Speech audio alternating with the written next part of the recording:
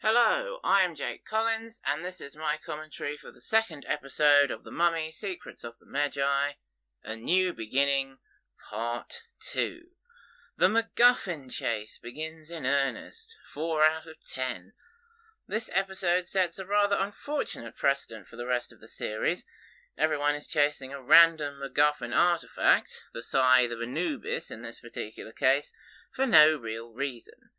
The only thing I really like about this one is the voice work on Alex and Rick as they struggle in various ways to get Evie back to her old self. Precisely. Succinct and accurate review there. 4 out of 10 the score. That's the lowest score I've given so far, you may notice, or perhaps you didn't, but very much that is apt because this episode is my least favourite so far. Certainly by a whole point. And of course, we pick up here after the cliffhanger, and there are certain things to point out about this scene and sequence of events, as well as the fact that I don't think, as I said, Princess Nefertiti and Evie's resurrection really adds anything to the show, and should have been brought out of the movie universe into this one. As I say in the review there, the voice work on Alex and Rick as they struggle in various ways to get Evie back to her old self is very much the highlight of this one, and it begins here in this first scene, with their grief and then their hope that they can resurrect Evie. And they do an excellent job with some pretty rubbish material. But what does Alex say there about the manacle? What good is this thing if it can't help my mom? And Ardith says, the manacle can't restore life, Alex. Direct contradiction of what we've seen and heard before. We've heard the manacle does have the power to bring back the dead, and we have seen Alex begin to use that power in the werewolf episode. So why isn't he trying now? I call upon the manacle's power to bring forth what has left this world. You'll notice Ardith there was copping a feel of Alex, while seemingly consoling Alex in his grief.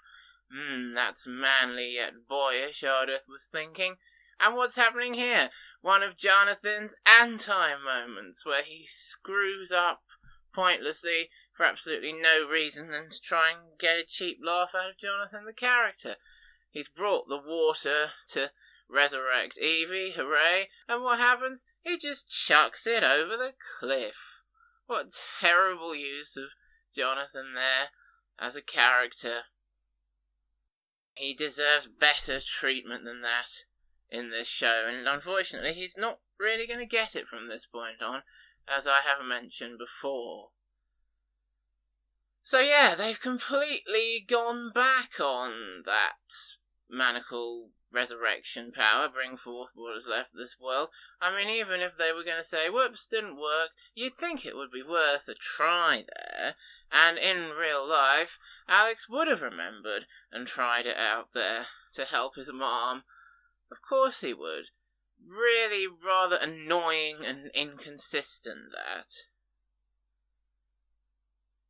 But there we go, I guess that's all there is to say about that particular problem, really. And now Princess Nefertiti is inside Evie for a bit. I don't really see the point of that. Doesn't really add anything to the show, as I say. Should have stayed in the movie. It's not that good. And this episode is not that good. That's why it has received my lowest score so far. And here is where Imhotep and Anunnaki discuss the Scythe of Anubis and say they're going to get it in order to rule the world. And then, as I say in the review there, the rest of the episode is the MacGuffin chase. So I thought I would take the opportunity here to build on what I was saying about Alex in this season, in the previous commentary.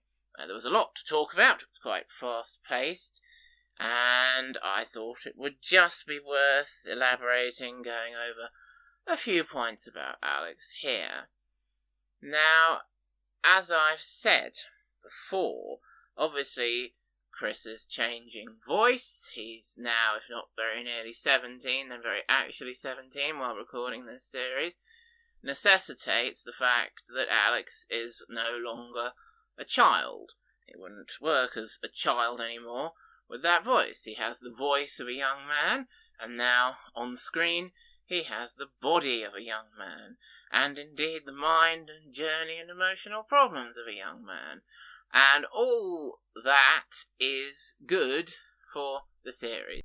It builds on the journey Alex has already had in Season 1, and takes him on a new stage of that journey in Season 2, and we've seen physical changes in him, just as we've seen mental, emotional, practical changes in him.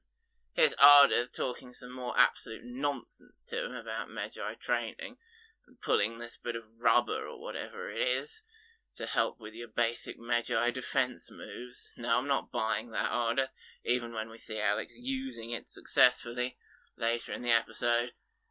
It doesn't wash with me.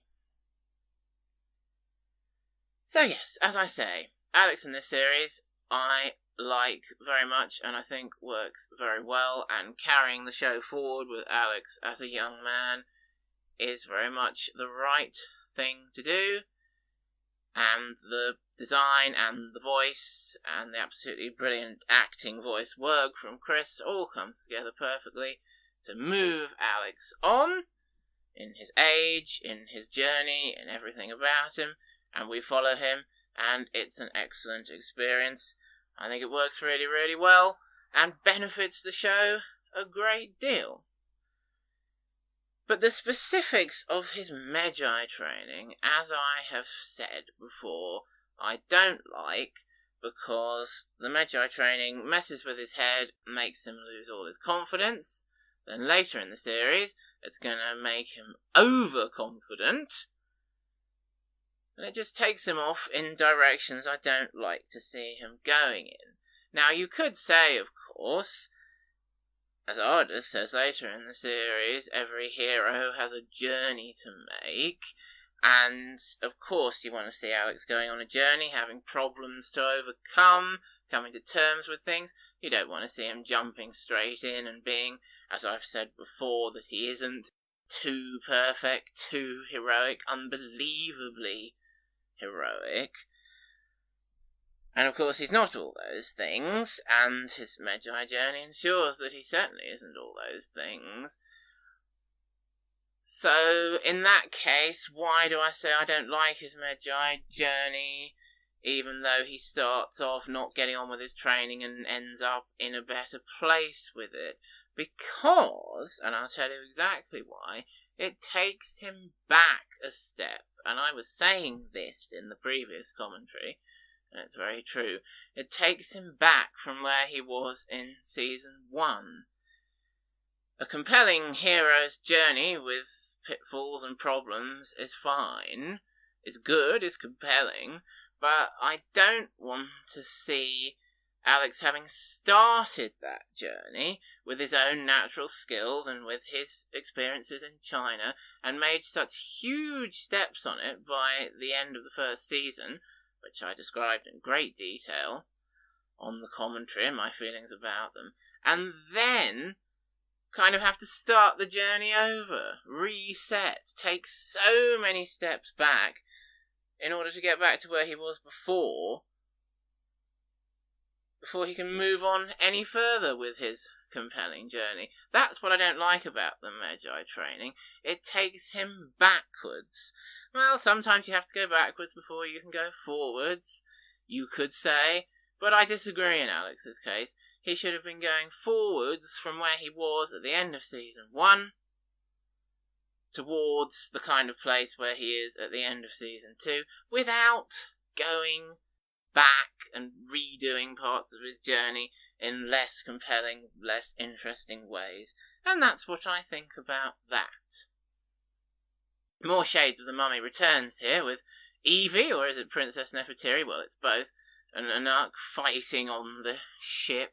I mean, this ship stuff I really can take or leave, as indeed is the case with most of the episode. I was saying how a lot of Season 2 just sort of goes along being very average, not that good. I mean, there's nothing wrong with any of this ship stuff or the stuff elsewhere in the episode, really. It's just not that good, not very compelling, doesn't speak to me in a very special way like a lot of this series does. And when I've given episodes 4, 5, 6 in this series, you can be sure that that's the sort of thing I'm thinking about them. Now, going back to Alex, the reason I have quite mixed feelings about his Magi training and his Magi journey, I've told you what I don't like about it there, but if he didn't have it, and as I say, it does make sense as a direction for the show to take, linking in the mummy and the Magi and the manacle and everything, if Alex didn't have that Magi journey, if he'd gone off to China instead, he wouldn't then have met and interacted and been on the screen with Janet and Fadil, my two absolute favourite companions for Alex. They're the top of my list, and we'll meet them properly. We've already seen Fadil, though we don't know it yet, in the very next episode. And the stuff that Alex does in this season with Janet and Fadil is some of my very, very, very favourite stuff of the whole series, the whole show. So how can I say I don't like Alex and his Magi training if it brings him into contact with and doing things with and having a journey with Janet and Fadil, which it does, because it's going to happen very soon, next episode. So, in that way, I do feel that Alex's Magi training is a mixed bag. I don't think it's very good for him. I don't think it takes his journey in the right direction, certainly at this stage. But I do feel it brings him to his two best contemporary companions, and as I've said in another commentary, they become really, as will be made clear in an episode later in this series, his Magi family, his new family to do compelling family teamwork with. So for that reason, I suppose I do have very mixed feelings about Alex and his Magi training, and perhaps I could accept it as overall a good thing if the series concluded in the way that it seems it will, and it should, and we're promised that it's going to, when Alex combines his Magi training and his mastery of the manacle in order to defeat Imhotep in the final battle. Now, Alex does defeat Imhotep in the final battle, which, as I'll go on to say, is a highly stimulating sequence, but does he do it with a culmination of his Magi skills and his mastery of the manacle? Well, actually, no, he doesn't, and we'll go on to discuss the reasons why that is when we get there. But if he's not even going to have the culmination of the journey they're setting up for him here, this stage of which, with the Magi training and Arda screwing with his head, I really don't like, then I can't really forgive it because it came to the right conclusion, because it didn't really come to the right conclusion. So, as it is, I still feel overall negative, resentful towards this stage of Alex's journey, this step backward stage, this head in a mess stage, and indeed the part later where he's overconfident, I don't think is worth it in the end, as I'll go on to explain in later commentaries. But what is worth it, as I'll say at great length in the next episode commentary, is Alex and his interactions with his fellow young Magi, Janet and Fadil. So, there it is, mixed feelings about the whole thing. In conclusion, I love Alex in this series. I think he's absolutely great to watch and listen to, and he comes together perfectly as a character on a journey. But that journey is highly flawed, I think.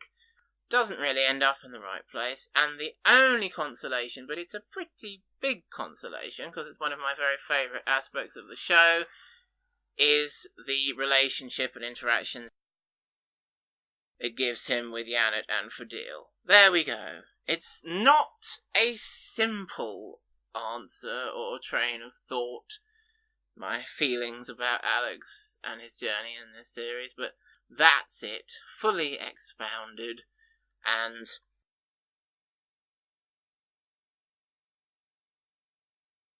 hopefully that will stay in your minds as you hear me talking about Alex in this series, and you'll see that any opinions I have about various bits and various things that Alex does do fit in with that overall summary of my feelings. There, in that bit, we had more evidence that this is a new timeline, an alternative timeline from the movies, as it turns out that Princess Nefertiti's father, the Pharaoh, has a different name from the Pharaoh in the movies. Ardeth says your father is Pharaoh, and then some name that's quite complicated. But in the films, it was Pharaoh Seti, which is easy to remember and say. So the proof is expounded that this is an alternative timeline. A similar but parallel universe.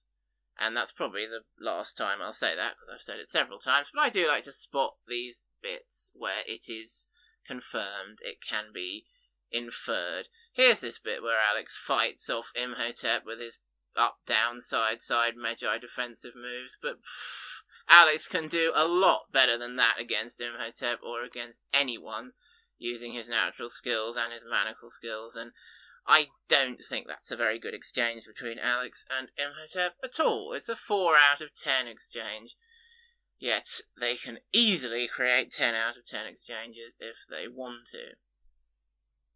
Tom and Greg wrote this episode, as I suspected / knew, but really, this is by far your least good work, Tom and Greg. Here's the bit where Anaxunamun turns on Imhotep and Weezer, off they go, and we won't see them again, either of them, for another 3 episodes. We've got some pure Secrets of the Magi stuff coming in the next 2 episodes. The Dark Magi and Like Father, Like Son, 2 of my very favourite episodes there. Imhotep and Weezer, not in either of them. And it's all about the Magi and some very interesting actual secrets of the Magi. And yet I don't like Alex's Magi training, do I? As I say, a mixed bag, mixed feelings, and hopefully I've now fully explained why that is. The Scythe of Anubis really is a very strange MacGuffin. And I noticed just now, we don't know what it's supposed to do. Imhotep's getting hold of it and saying, now the world is ours. Why? What does it do? The Scythe of Anubis. What power does it give you? At least when we have a MacGuffin of the week, we should know what it's supposed to do and perhaps see what it's supposed to do.